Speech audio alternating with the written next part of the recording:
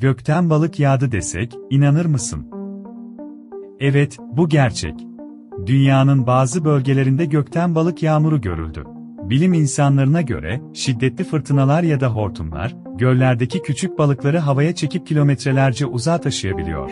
Sonra, bu balıklar yağmurla birlikte yeryüzüne düşüyor.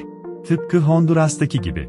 Honduras'ın Yoro şehrinde her yıl balık yağmuru yaşanıyor ve bu olay kutlamalarla anılıyor.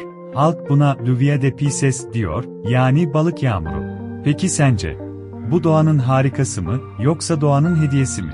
Yorumlara yaz, sence gerçekten gökten balık yağar mı?